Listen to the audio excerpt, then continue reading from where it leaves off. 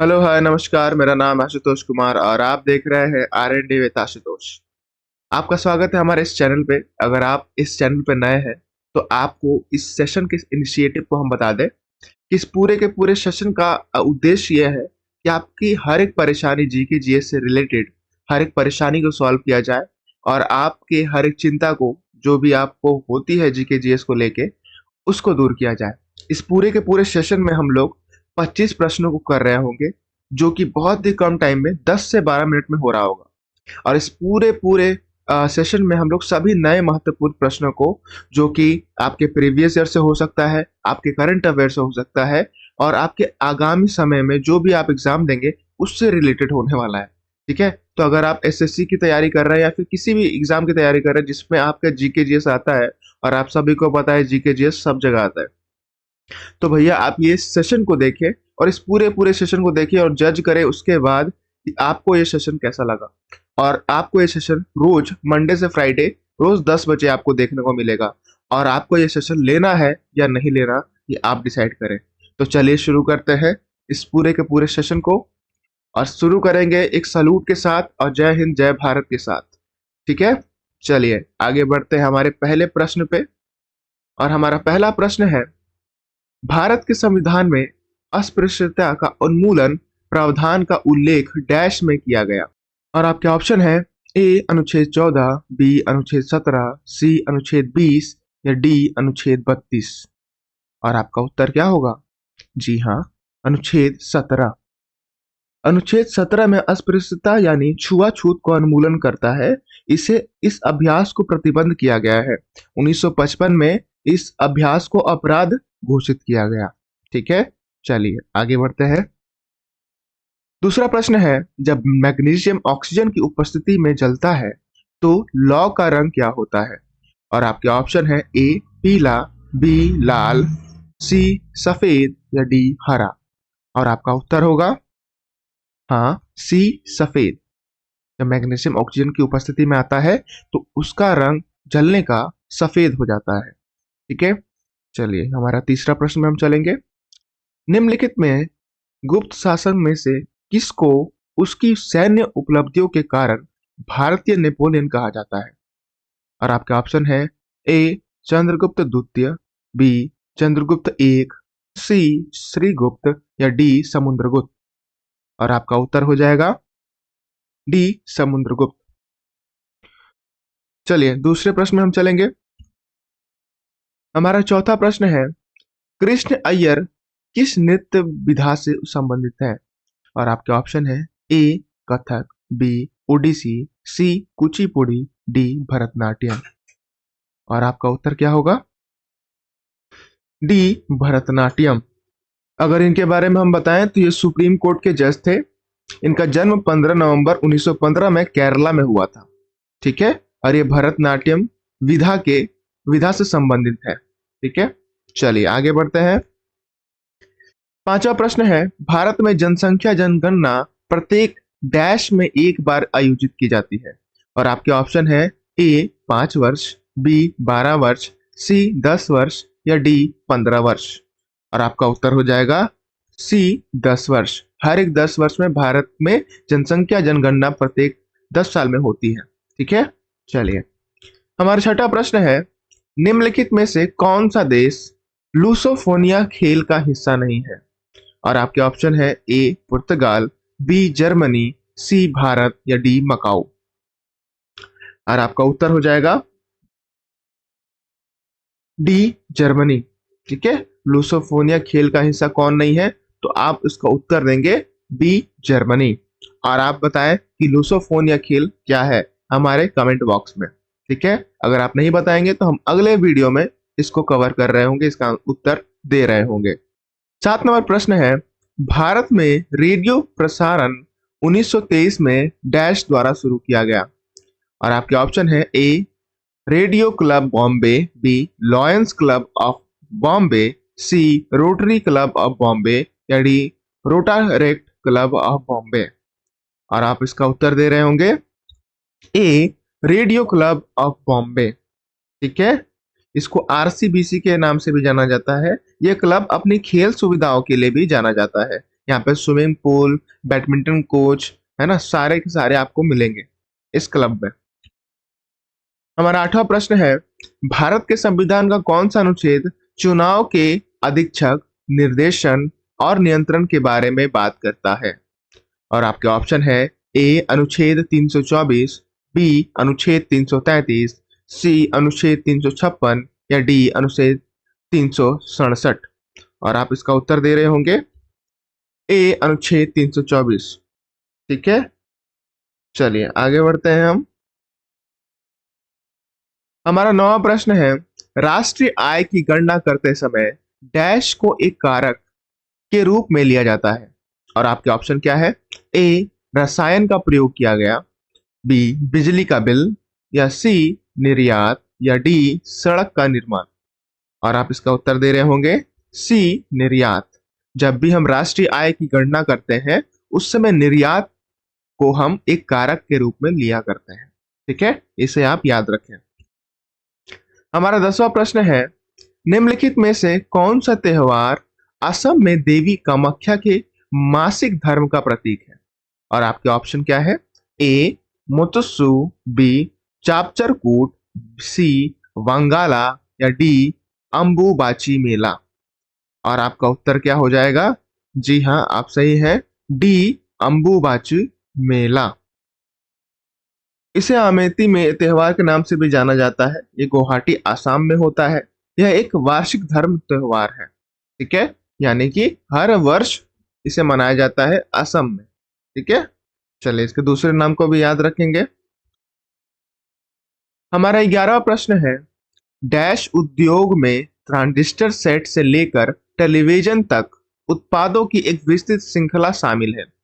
और आपके ऑप्शन है ए उर्वरक, बी नहर सिंचाई, सी इलेक्ट्रॉनिक्स, या डी जूट प्रसंस्करण। और इसका उत्तर आप दें।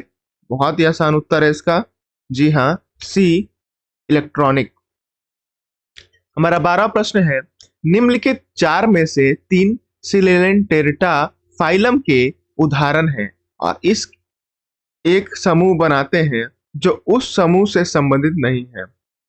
और आपके ऑप्शन है ए सी पेन, बी यकृत पर्णकृमि, सी मस्तिष्क मूंगा, या डी समुद्र रत्न ज्योति।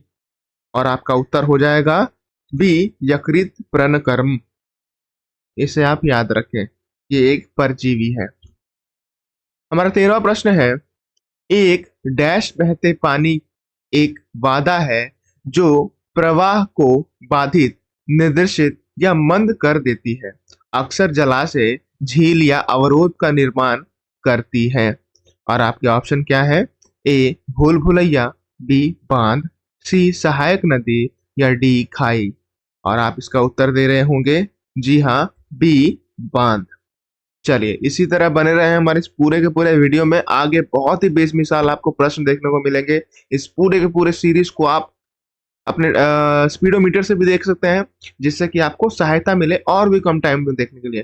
पर मैं तो बोलूंगा कि आप इसे बिना स्पीडोमीटर के पहली बार तो जरूर देखें।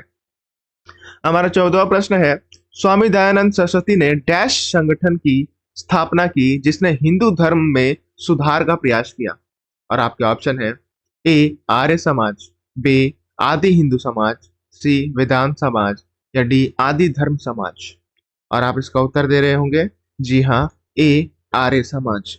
ठीक है, आर्य समाज की विशेषताओं को बताते हैं तो ये वेदों की ओर, वेदों की शिक्षा पे ज्यादा ध्यान देता था। और स्वामी दयानंद सरस्वती की नारा क्या था कि वेदों की ओर लौटो। ठीक है, अब वेदांत समाज के बारे में अगर बता दें कि ये वेदांत समाज वेदांत उपनिषद से प्रेरित था और ये वेदांत उपनिषद की शिक्षाओं को प्रचार प्रसार करता था। ठीक है, चलिए इसे भी याद रखें। हमारा 15वां प्रश्न है, आरबीआई के अनुसार 1980 के दशक में भारत में सेवा क्षेत्र का सकल घरेलू उत्पाद में योगदान डैश था। और आपके ऑप्शन है ए 58.9%, बी 38.6%, सी 18.6%, या डी 78.6%। और आपका उत्तर हो जाएगा बी 38.6%। ठीक है, इसे भी याद रखें। हमारा 16वां प्रश्न है, भारत के संविधान का निम्नलिखित में से कौन सा अनुच्छेद राज्य कार्यपालिका से संबंधित है?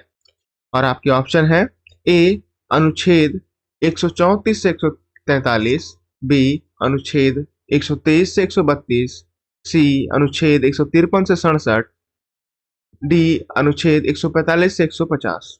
और आप इसका उत्तर दे रहे होंगे सी अनुच्छेद 153 से 167 हमारे भारतीय संविधान का, ठीक है, यह अनुच्छेद कार्यपालिका से संबंधित है। हमारा 17वां प्रश्न है, भारतीय संविधान में राष्ट्रपति के चुनाव की पद्धति डैश संविधान से ली गई है? और आपके ऑप्शन है ए आयरिश, बी दक्षिण अफ्रीका, सी जर्मन या डी संयुक्त राष्ट्र अमेरिका। और आप इसका उत्तर दे रहे होंगे, बहुत ही आसान प्रश्न है इसका, और इसका उत्तर होगा ए आयरिश। ठीक है, यह अनुच्छेद 55 में इसका जिक्र किया गया है। और संविधान का स्रोत हमारे देश कौन कौन से देश से और भी लिया गया है? तो 10 देशों से हमारे पूरे के पूरे संविधान का स्रोत मिलता है। ठीक है, उनसे उधार ली गई है अगर बोला जाए तो। हमारा 18वां प्रश्न है, मोहिनी अट्टम निम्नलिखित में से किस राज्य से संबंधित एकल शास्त्रीय नृत्य शैली है? और आपके ऑप्शन क्या है? ए केरल, बी उत्तर प्रदेश, सी कर्नाटका या डी बिहार। और आपके उत्तर हो जाएगा ए केरला। और हमारा उत्तर प्रदेश का कौन सा शास्त्रीय नृत्य है? जी हाँ, कथक है। हमारे यहाँ 8 शास्त्रीय नृत्य है। ठीक है, उसमें से कौन से नृत्य हैं? तो भरतनाट्यम है, मोहिनीअट्टम है, कथक है, ओडिशा है, मणिपुरी है, कुचिपुड़ी है, सत्रिया है, कथकली है। ये सभी को आप याद रखें, और कहाँ कहाँ होते हैं इसे भी याद रखें। ठीक है, हमारा 19वां प्रश्न है, किस भारतीय मूल के सिख को बाढ़, जंगल की आग, सूखे और कोविड-19 से प्रभावित समुदाय का समर्थन करने के लिए New South Wales Australia of the year पुरस्कार 2023 दिया गया? और आपके ऑप्शन क्या है? A Navjeet Kaur Brar, B Amar Singh, C Jatinder Singh या डी अमलजीत अरोड़ा। और आप इसका उत्तर दे रहे होंगे बी अमर सिंह। अमर सिंह को Wales Australia of the year पुरस्कार दिया गया। हमारा 20वां प्रश्न है, भारत में राष्ट्रीय काम के बदले अनाज कार्यक्रम योजना किस वर्ष शुरू की गई थी? और आपके ऑप्शन है ए 2005, बी 2000, सी 2004 या डी 2003। और आप इसका उत्तर दे रहे होंगे सी 2004। 2004 में national food for work programme शुरू किया गया। यह राष्ट्रीय रोजगार गारंटी का एक घटक है। ठीक है, इसे भी याद रखें, बाद में जाए कि ये मनरेगा से भी मिल जाता है। हमारा 21वां प्रश्न है, मकर संक्रांति को निम्नलिखित में से किस राज्य में पेद्दा पांडुंगा के रूप में मनाया जाता है? और आपका ऑप्शन है ए आंध्र प्रदेश, बी तमिलनाडु, सी कर्नाटक या डी केरला। और आप इसका उत्तर क्या दे रहे होंगे? ए आंध्र प्रदेश। ठीक है, इसके बारे में आप याद रखें। हमारा 22वां प्रश्न है, पोषण की वह विधि जिसमें जीव मृत और सड़ने वाले पदार्थों से पोषण तत्व लेते हैं और डैश पोषण कहलाते हैं? और आपके ऑप्शन क्या है? मोनोट्रॉफिक, बी मृत्योत्पादक, सी स्वपोषी या डी परपोषी। और आप इसका उत्तर दे रहे होंगे बी मृत्योत्पादक। और इसका उदाहरण अगर आपको बताया जाए तो कवक है ना, मशरूम है, मोल्ड है। ये मृत को अपना आहार बनाते हैं, यानी किसी भी सड़ी गली चीज को, जो भी मर गया कोई जीव, उसको ये खाते हैं। हमारा 23वां प्रश्न है, मदर ऑफ मोहिनीअट्टम डैश पर आधारित एक डॉक्यू फिक्शन है ना। ये बहुत ही इंपॉर्टेंट प्रश्न है, इसको बहुत जरूरी से मार्क कर ले। आपके ऑप्शन है ए सोना नारायण, बी कलामंडलम कल्याणिकिट्टू अम्मा, सी मोहब्बत सुबहानी, डी अनुराधा पांडे। और आपका उत्तर हो जाएगा बी कलामंडलम कल्याणिकिट्टू अम्मा। ठीक है, अम्मा का प्रश्न बहुत ज्यादा आता है, इसको याद रखें। इन्हें मदर ऑफ मोहिनीअट्टम कहा जाता है, और इनके ऊपर यही मूवी बनाई गई है। डॉक्यू फिक्शन का नाम क्या है? Mother of Mohiniyattam. ठीक है, बहुत इंपॉर्टेंट प्रश्न है, इसको जरूर से मार्क कर लें। हमारा 24वां प्रश्न है, बजट दस्तावेज कुल व्यय को डैश में वर्गीकृत करते हैं। और आपके ऑप्शन है ए सेवा और गैर वस्तु सेवा, बी अच्छा और आय, सी भाग और संपूर्ण व्यय, या डी योजनागत और गैर योजनागत व्यय। और आपका उत्तर क्या हो जाएगा? डी योजनागत और गैर योजनागत व्यय। ठीक है, चलिए अब हम चलते हैं अपने लास्ट प्रश्न पे। ये भी बहुत इंपॉर्टेंट प्रश्न है, इसको भी जरूर से मार्क करें। हमारा 25वां प्रश्न है, खेड़ा के किसान आंदोलन की मुख्य मांग निम्नलिखित में से कौन सी थी? और आपके ऑप्शन है ए निशुल्क सिंचाई सुविधा उपलब्ध कराई जाएगी, बी वृक्षारोपण प्रणाली को समाप्त किया जाए, सी राजस्व संग्रहण में ढील दी जाएगी, या डी संकर बीज यानी हाइब्रिड बीज उपलब्ध कराए जाए। और आपका उत्तर हो जाएगा सी राजस्व संग्रह में ढील दी जाएगी। यदि हम इसके विशेषताओं के बारे में जानें तो खेड़ा को बरदौली सत्याग्रह के नाम से भी जाना जाता है।